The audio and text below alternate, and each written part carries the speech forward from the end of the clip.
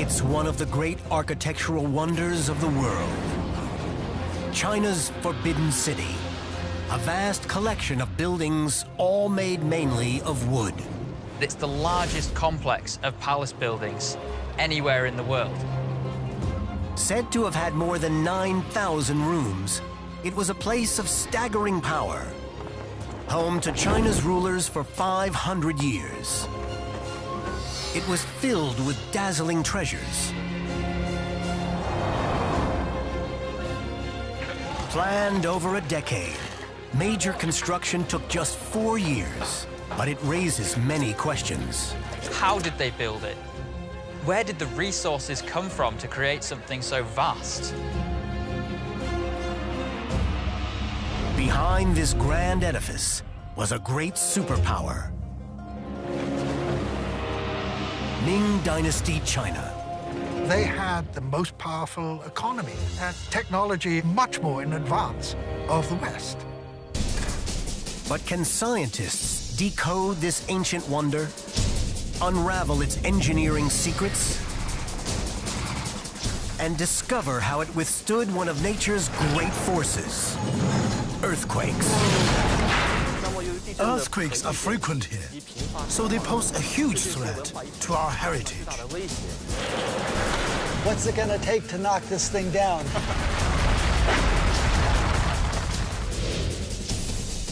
Closed to the world for centuries. Now open to reveal the secrets of the Forbidden City. Right now on Nova.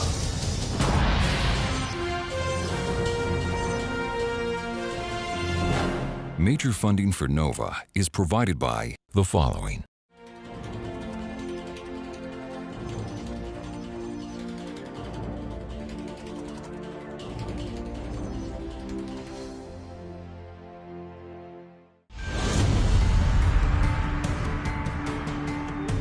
The Forbidden City in the heart of Beijing. It's about the size of 140 football fields and has at least 800 buildings. Completed in the year 1420, it was a pleasure palace, an impregnable fortress, and a technological marvel. With the top craftsmen, top carpenters, and top materials, so it's the best example of the technology at that time. A seat of immense power and mystery. Economically important, politically important, and militarily important. The most important site in the whole of Asia for the last 500 years. That power was embodied in the Forbidden City's awe-inspiring grandeur. This is the largest palace complex in the world. And not just the largest palace complex that survives, but the largest palace complex built at any time in history. The scale of what we see here is unparalleled in the world at the time. And everyone was struck by this because they would never, ever see anything like this in their lives. And they knew this. They knew that this was unique in the world.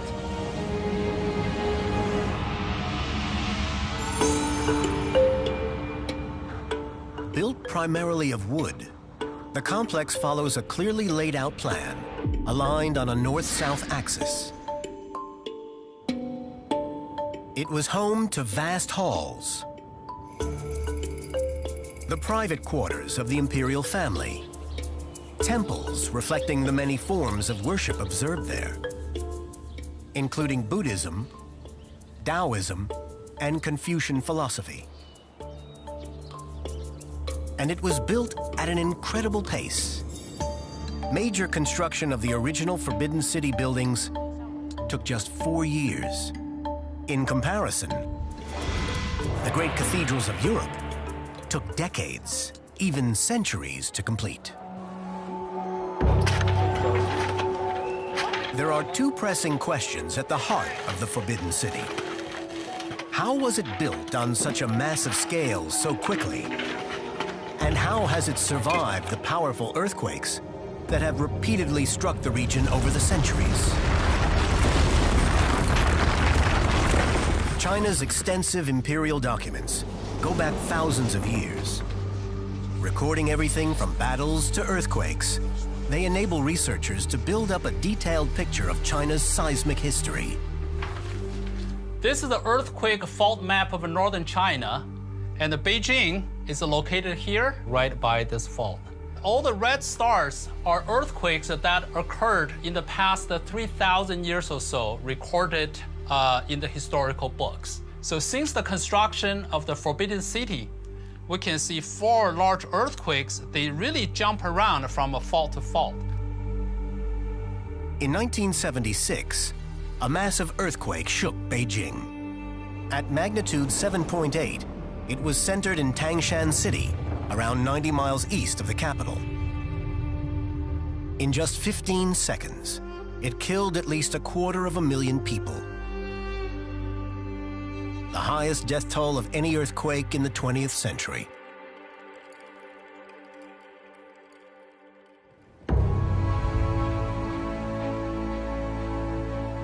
But in this earthquake-prone region, the Forbidden City has never been brought down. What is the secret of its resilience? No Ming Dynasty plans for the original great structure have survived. But builders and engineers have gained a wealth of knowledge as they have restored this aging complex. All of the main buildings have a supporting wooden structural frame at their heart, with walls made of brick and great tiled roofs. But why and how was the Forbidden City built?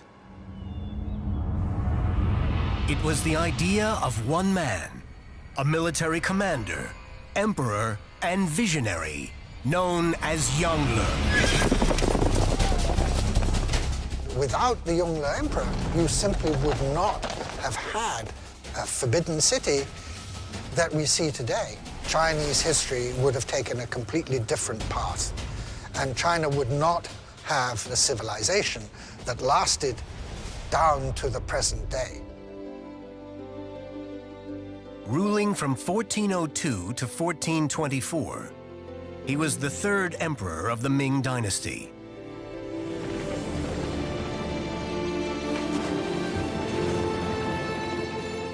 The Ming drew on earlier technologies unique to China.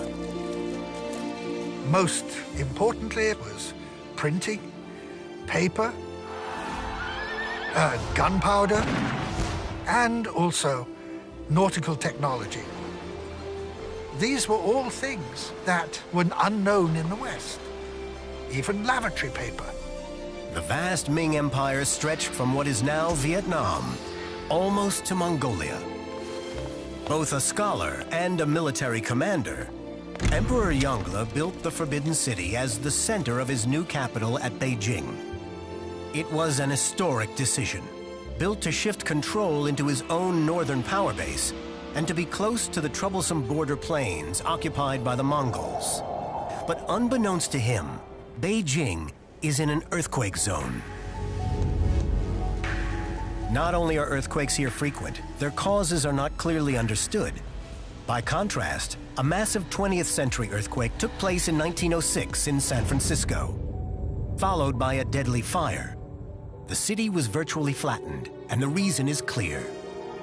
San Francisco sits beside the San Andreas Fault, which penetrates deep into the Earth between 2 tectonic plates, the North American and Pacific. The 2 plates are moving against each other. In particular, Pacific plates are moving northward relative to North America. These plates move past each other, but when they become stuck, tension builds up. When it's released, the result is an earthquake. If you look around the world, 90% of the earthquakes occurred along boundaries between plates. So North China, which sits in the middle of a plate, should be stable, but it's not. You have to keep in mind that this area is far away from plate boundaries. So this is a very peculiar place to have earthquakes inside the plate. In North China, the Earth's crust is unusually thin and weak, giving rise to faults within the plate itself. These are known as intraplate faults. And the North China Plain is cut into 3 pieces by 3 long faults. So sometimes the energy is released on this fault, sometimes on that one, sometimes on this one. Over the centuries, the Beijing region has been hit by several quakes of similar size to the San Francisco Killer, and scores of smaller ones.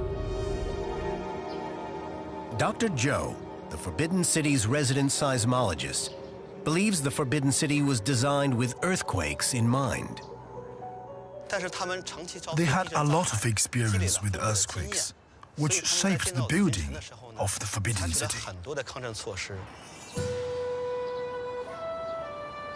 In the centuries before the Forbidden City was built, the Chinese had learned to create resilient structures using wood.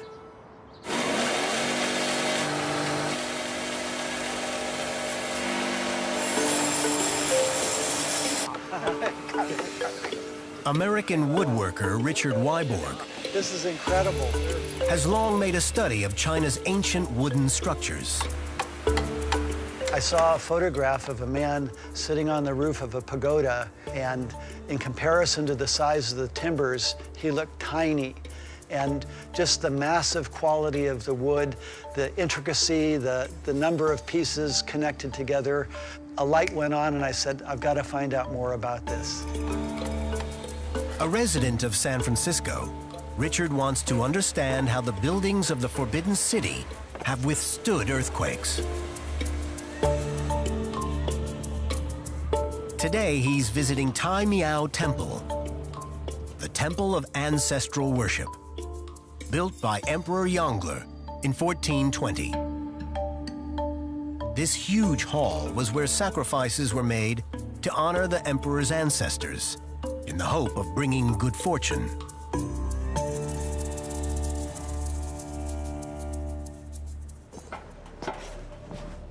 Richard climbs up to the ceiling to investigate some of the key structural elements of Ming architecture.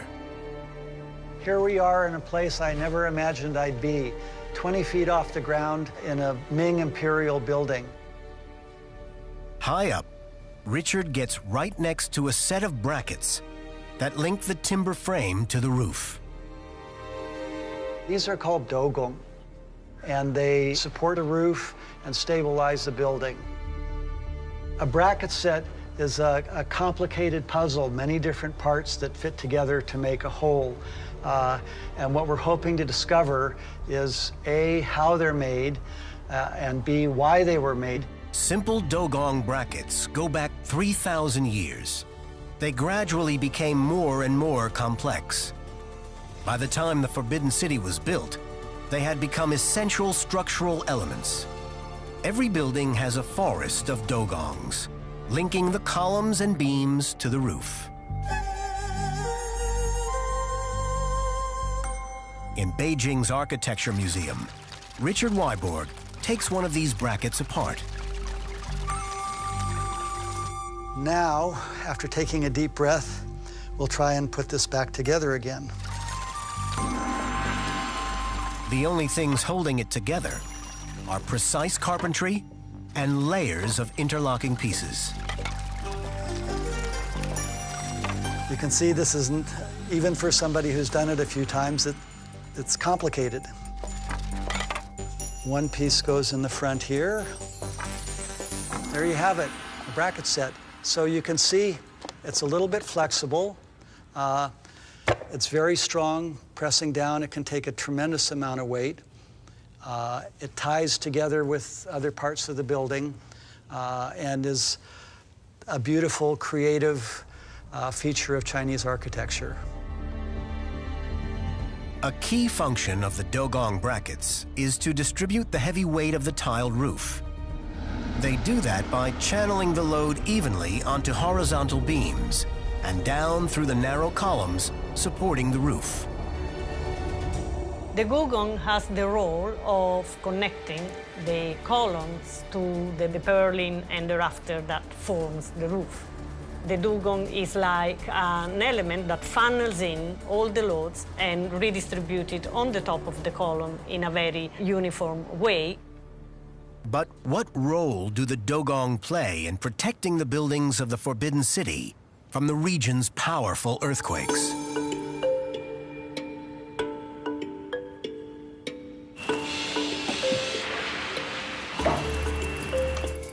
A unique scale model of a classic Forbidden City structure, 1/5 the original size, will reveal the answer when tested under simulated earthquake conditions. The model has 4 key structural elements: vertical columns and horizontal beams that make a timber frame. So we're seeing a column and a horizontal beam go together. Well done. This frame holds the dugong that will support the large tiled roof. This is the base block of a bracket set. And like the brackets in the Forbidden City itself, this set is assembled without any fasteners. There are no nails, screws, or glue. It's sort of like a wooden puzzle.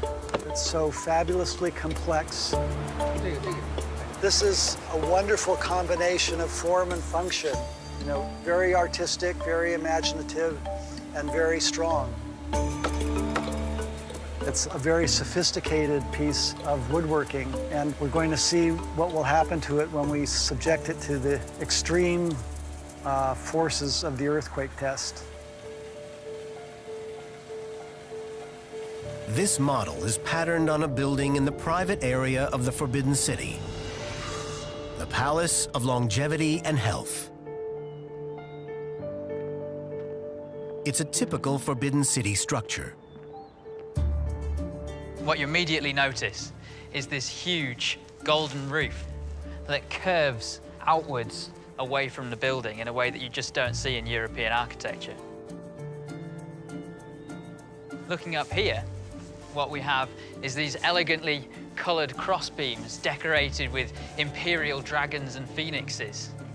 And they're there to support these huge red columns that bear the structural load of that massive roof.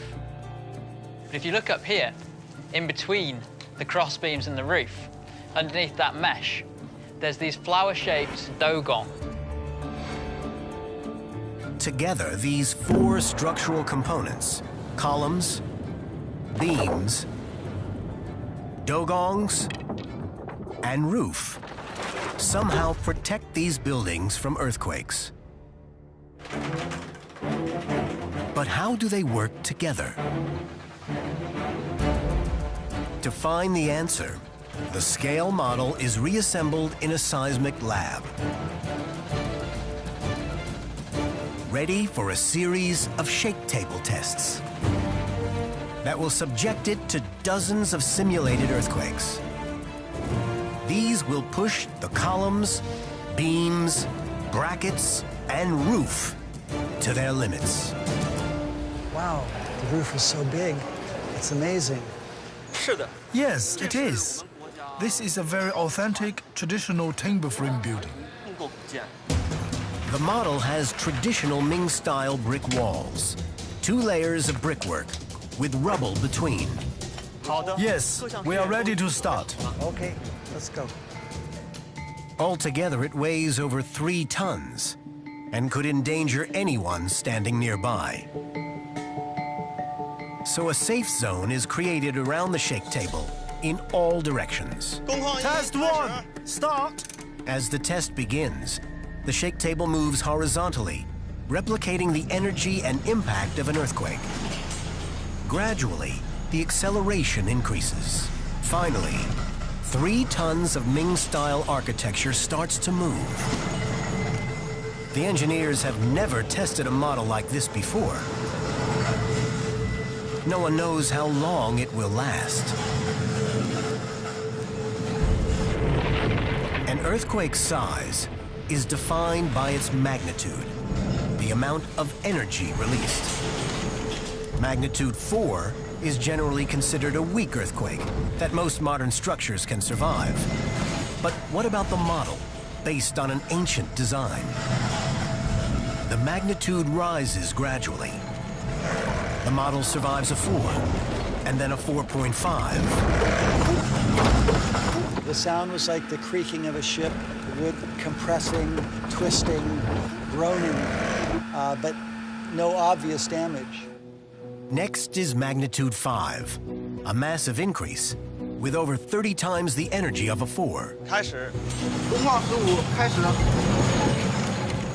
The movement piles pressure onto all the structural components.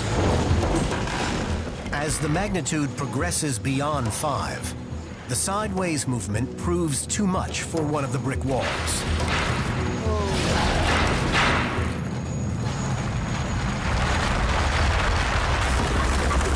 Maybe we'll take one step back. Yes, we are worried. It's unpredictable.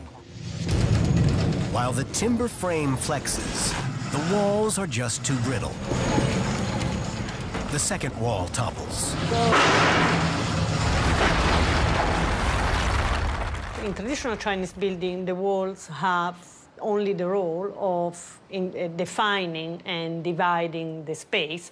They don't really have a structural role because they are not supporting the roof. Their failure does not threaten the overall stability of the structure. That was pretty exciting. We can see the walls have completely collapsed, but the traditional timber frame is still standing strong. As the test proceeds to magnitude 7, the model is shaking, but it remains intact. What role do the dogong brackets play in this? The timber frames moved during the earthquake because of the dugong and because of this very particular connection. Through their ingenious design, the dogong disperse the energy of the tremors. So as the vibration comes through the columns and into the dugong, each of the dugong parts move relative to each other. So through friction, this movement will dissipate the energy, reducing the overall effects of the earthquake on the integrity of the structure.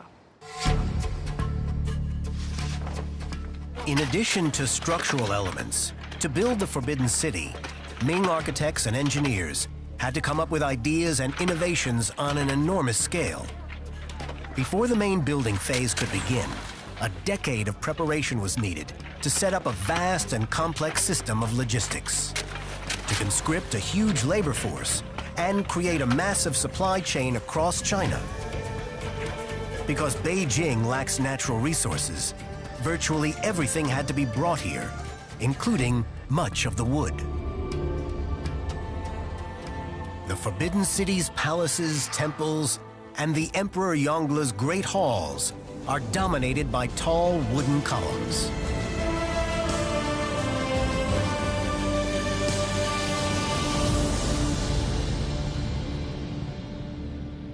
In the ancestral hall at Tai Miao Temple, 42-foot-tall columns sparkle as if speckled with gold.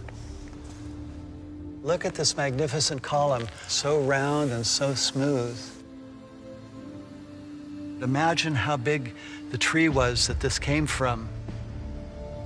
In fact, we have 68 columns in total for this hall, and they're supporting the structure. And they look beautiful as well. This is a single log of a Nanmu tree. Today, one of the rarest of Chinese woods.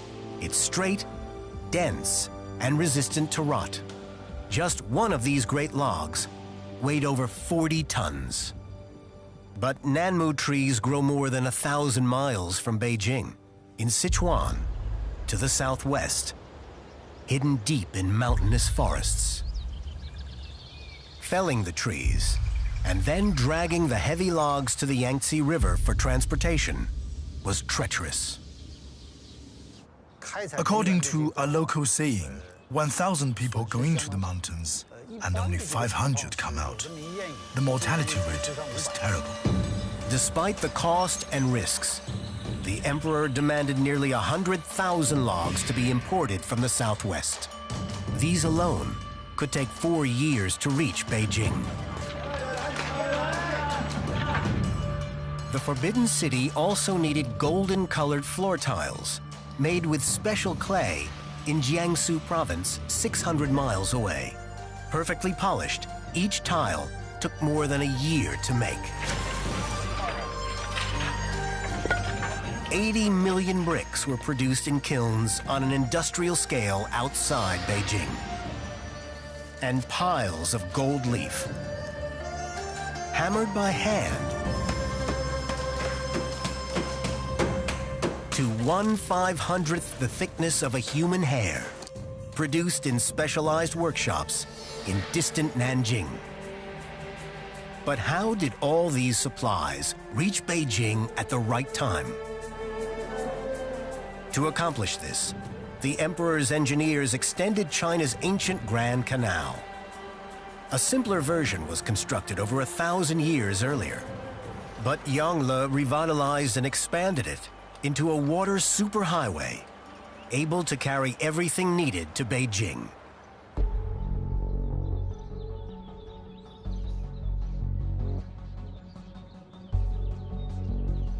The Grand Canal is both longer and older than the Panama Canal and the Suez Canal. They really solved a very large problem of canal engineering at the time. The Grand Canal ran over 1,000 miles from commercial Hangzhou, across the Yangtze and Yellow Rivers, before reaching Beijing. This is the main channel of the Grand Canal. To the south is Hangzhou, to the north is Beijing. Today, this section is mostly dry, but it's still possible to see the remains of the Ming's water engineering. This is what it would have looked like 600 years ago. It would have been full of barges carrying workers, soldiers, materials, and grain supplies north to feed the huge Beijing building site. But before this could happen, the Ming faced an enormous engineering challenge. Standing in the way of the canal was a series of hills. The high point of the canal was at Nanwang, 300 miles south of Beijing. This point here is approximately the watershed between the north and south section of the Grand Canal. So if we were to drop water here, water on this side of the line would flow north, water on this side of the line would flow south. To get the canal traffic over the high ground at Nanwang meant that millions of gallons of water had to be diverted from nearby rivers. Here we are at the center of the Nanwang Water Diversion Project as part of the Grand Canal system. This Ming Dynasty map shows how rivers were dammed to feed water into huge locks at Nanwang. These large enclosures could be flooded and drained to raise and lower barges, allowing them to get over the high ground. To fill the locks and raise the barges, water had to be diverted from the Wen River and stored in 3 huge man-made lakes. Barges traveling up the canal to Nanwang entered a series of locks over 3 miles long. The river water poured in to raise the barges so they could proceed, step by step, over the high ground toward Beijing. As a modern-day engineer, I think the main reason why this is so impressive is partly because of the size, but also because of the complexity, trying to manage the water over such a large area. That's a huge achievement, even in modern-day engineering terms. And for just this section of the canal, there was 300,000 laborers conscripted, working for a period of 200 days constantly. And they created this with only the most rudimentary hand tools. But how could the Ming afford this? The cost was borne by the emperor's subjects in money, materials, and lives. Tens of thousands of people starved to death. He worked convicts, he worked the military, he worked ordinary peasants. He squeezed as much as he could out of the taxes in order to build the capital. The result was an engineering masterpiece. Much of the Grand Canal is still in use today. This massive infrastructure project changed China forever. Just as building the Forbidden City altered the landscape of Beijing itself. This hill gives us an amazing aerial view of the Forbidden City. What's more incredible is that prior to the construction, this hill didn't even exist. It was actually built using the earth excavated from the moat.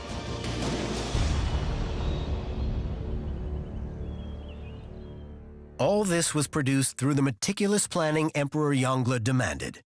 He insisted on controlling each step of the vast project himself.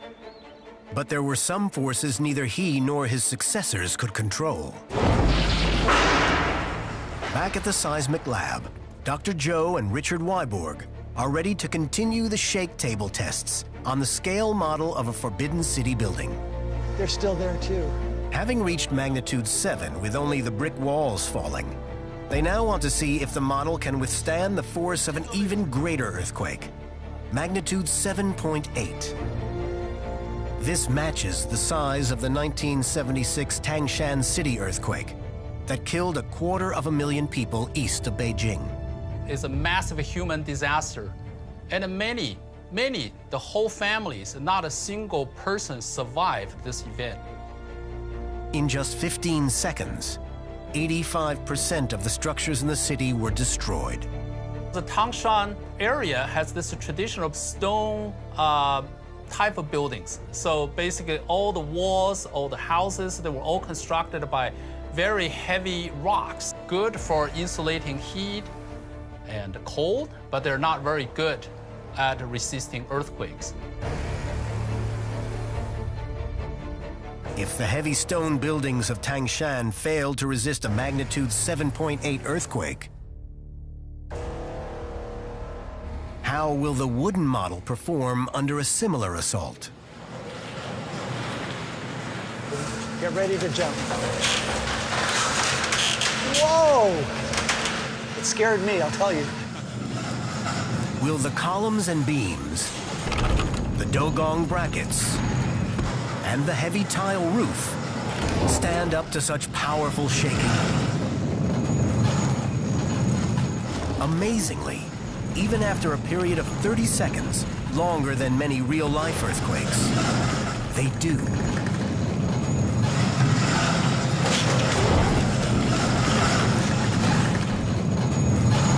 What's it gonna take to knock this thing down? When Dr. Zhou and Richard examine the model, they find one more secret to its resilience: the columns. This red line shows the column's position before the earthquake. We can see that after the earthquake, the column has moved over here. The model replicates the way the columns stand in the Forbidden City itself, resting freely on stone foundation plinths. If they were pounded deep into the stone, they would break if overwhelmed by the shaking of an earthquake. Instead, by being left free to move, they can ride out the tremor. The model shows how the columns move, dispersing energy and helping the whole building withstand the shaking. What we see here is the effect of the shaking on the columns. We can see that all the columns rotate slightly. This helps to dissipate energy and to isolate the movements to the roof. And in that way, the structure is still surviving. But what about the large, heavy roof? Its curved shape is a tradition that dates back 2,000 years. To build the roof, timber boards are laid onto the rafters. On the outside, layers of red clay are used to waterproof it before glazed tiles are pushed into the clay and overlapped. The colorful roof tiles and mythical beasts that adorn them are still produced in kilns outside Beijing using traditional methods. The area's unusual clay produces long-lasting tiles, but they are heavy. The roof of a big hall in the Forbidden City is estimated to weigh 2,000 tons. All that weight resting on the dogong brackets connecting it to the columns below. Exactly the same tiles and construction technique have been used on the 1/5 scale test model. Look at the roof moving. It swings back into place, helping it to recover. Because of the interlocking construction, the dogong, roof, and frame are connected but can move independently, isolated from each other. The timber frame is moving at higher speeds, while the roof is moving at a much lower speed.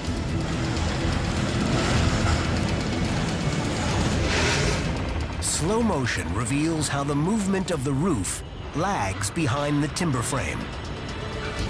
And while the bottom of the structure shifts in one direction, the roof moves the opposite way, countering the effect of the shaking. There is almost like a recentering action here, because as the timber frame tends to move out in one direction and the roof is still moving in the opposite direction, it pulls it back towards resting position. The roof acts as a counterweight, balancing the structure and saving the building from collapse.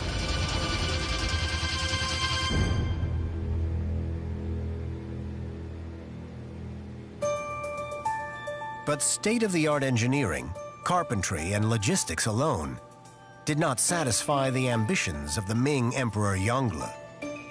He also demanded artistry.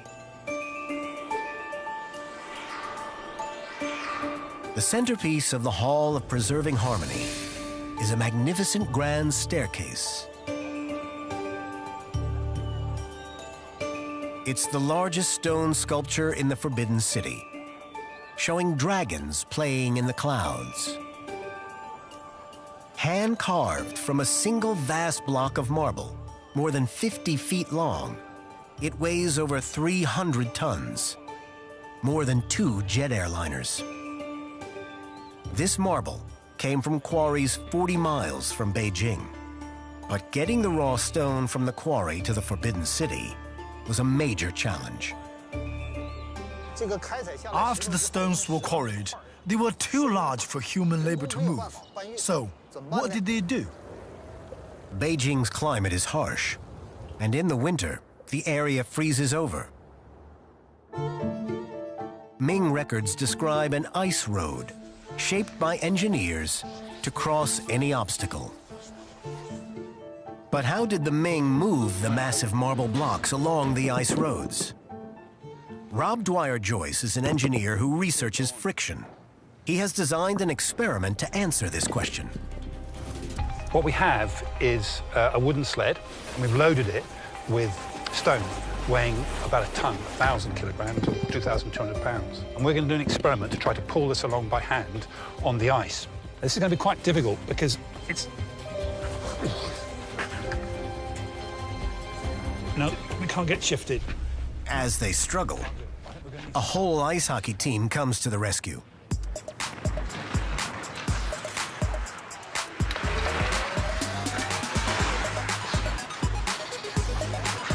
But even these strong athletes have a hard time getting it moving.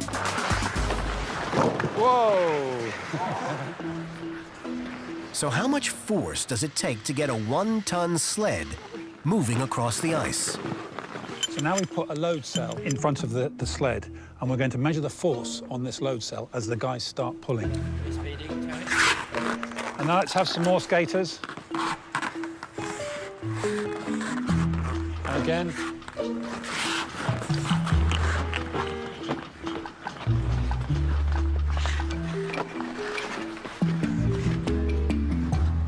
What we can see here is a force versus time graph. As we added a player, you can see it increases in the steps, and then it gets to a certain force and then drops. And this drops because the sledge starts to slide. And when we do that, the force required to pull the sledge along plateaus. It takes a team of players to get the sled moving, but only one to keep it moving. So the challenge is to get it started.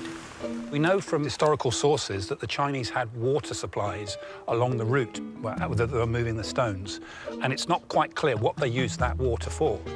Ancient documents describe wells dug at 550-yard intervals along the ice road. Rob has a theory that the wells provided water to help get the huge marble blocks moving along the road. I'm going to put some water down there, see how many we need when we've slightly wetted the ice. Go on, pull, guys. The water acts as a lubricant between the ice and the sled, making it easier to get it to start. And once it's moving, continuing pressure melts the ice, keeping the sled going. The Chinese moved these large lumps of stone on a much bigger scale than what we've done today. I rather admire them for having done that several hundred years ago to realize that once the sled was moving, it generated friction, but they probably needed water to form that film between the sled and the ice to get started in the first place. This level of engineering skill made it possible for artists to carve the magnificent marble staircase at the Hall of Preserving Harmony. But similar artistry is found throughout the Forbidden City. This is epitomized by the use of a vast array of colors: turquoise, blue, and green, both inside and outside the buildings.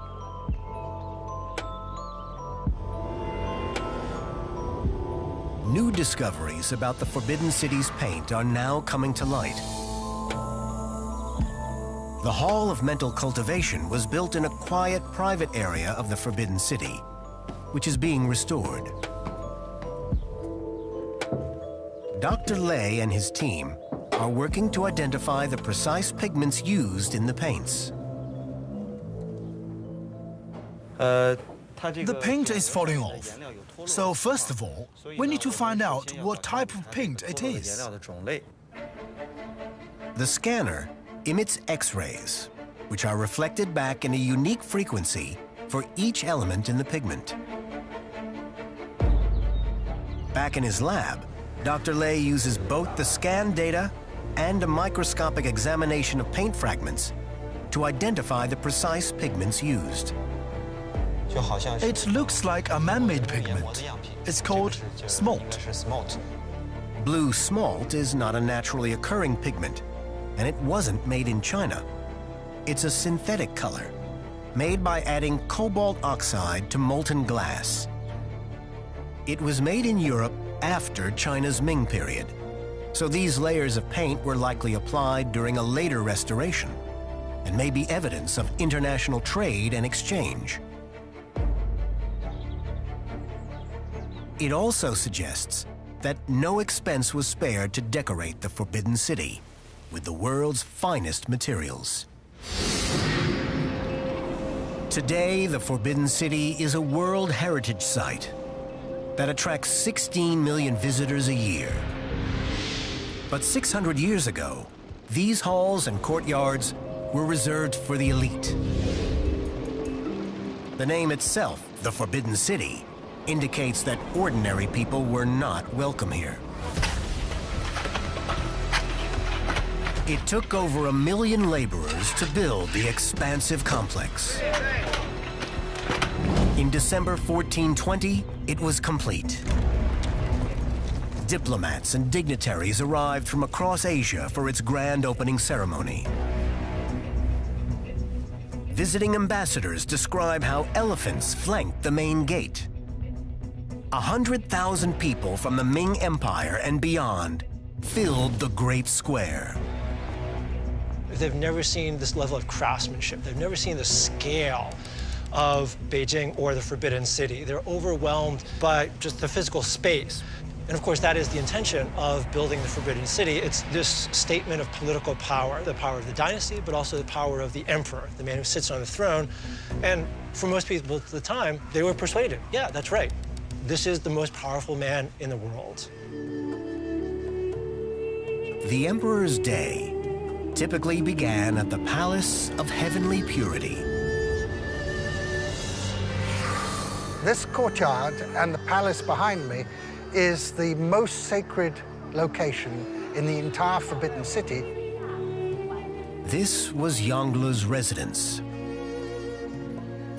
And every morning he would rise at about 4 o'clock and he would come down this central pathway. Only he could pass along the central line for the dawn audience. At daybreak, hundreds of officials would gather in silence to kowtow before His Majesty.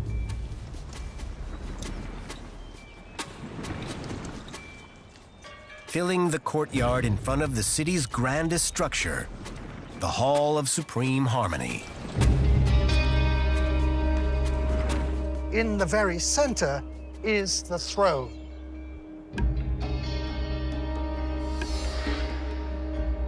And above, you have the symbol of the heavens.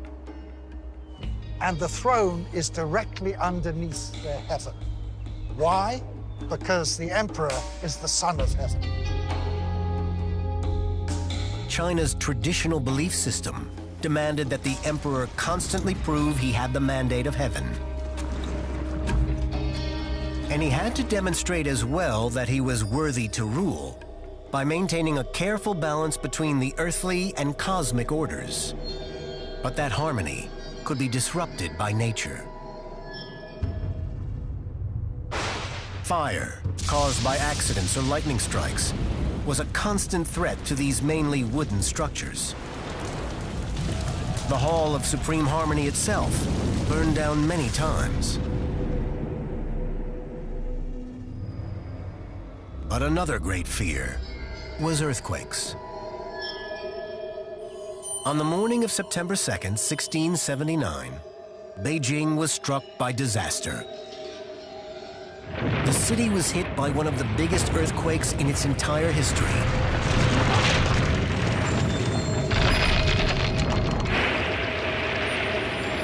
Imperial records suggest it killed around 15,000 people. China's detailed historic records hold valuable clues, which Professor An Yin uses to work out the magnitude and nature of ancient earthquakes, including the one in 1679. There is some kind of tombstone, which is supposed to face to one direction, usually face to south, but that tombstone rotates. So that's very important to geologists because we can use those historical records to determine the way the earthquake was generated, whether it's moving up and down or sideways. So for this one, it has to be moved by the sideways. Imperial records suggest the 1679 quake was a magnitude 8. It destroyed thousands of stone structures, including the original white pagoda or stupa, for Buddhists, a place of meditation. So here we see the white stupa, constructed originally in 1651 and then destroyed in a massive earthquake, but then almost immediately rebuilt. The restored stupa still towers over the Imperial Park and Beijing. But while the original stupa collapsed in 1679, records indicate that the Forbidden City just 500 yards away suffered only minor damage, mainly to the brick walls. Most of the descriptions focus on the city walls and the city gates. It seems like the major palaces, architectures are not damaged.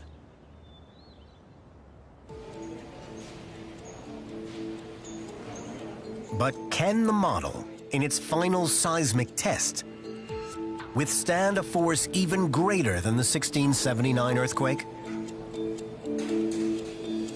The scientists will now expose the model to magnitude 8.2, the power of the largest earthquake ever to hit the Beijing region, and stronger than the 1906 earthquake that destroyed San Francisco.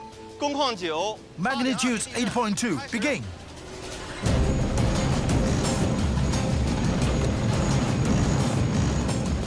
Now the quake is getting stronger. The frame is shaking badly. Pretty darn strong. The test moves to magnitude 8.6. The strongest earthquake to hit this part of Asia. It shook Tibet in 1950, destroying over 70 villages and causing massive landslides. As the magnitude increases and the shake table delivers more energy, the structure sways dramatically, but it remains standing. This is incredible. After a series of escalating shocks, the test moves beyond 9.5, the largest quake in recorded history. This devastated Chile in 1960, causing a tsunami as far away as Hawaii. Magnitude 10.1, begin. In this final phase, the shake table peaks at magnitude 10.1, as high as the technology can go.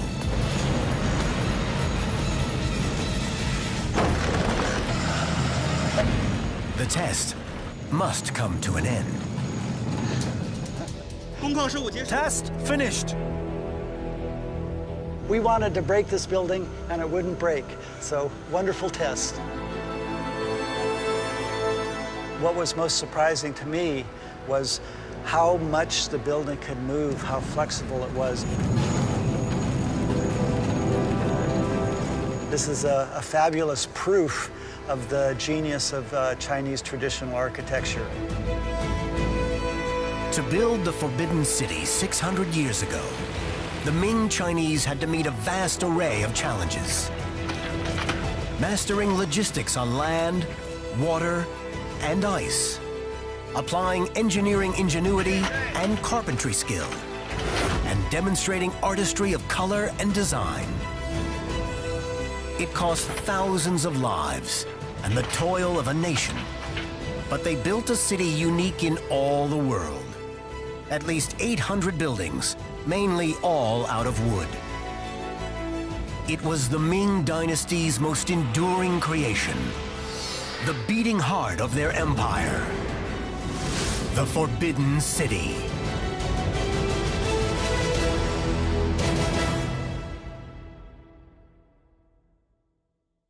Something has gone very wrong. An ancient mystery, a deadly catastrophe. This was one of the largest eruptions in the last 10,000 years. No one knew the source. Now, a worldwide scientific investigation begins. We needed clues, eyewitness accounts. Where was the culprit? And could this happen again? It would have devastating consequences. Killer volcanoes. Next time on Nova.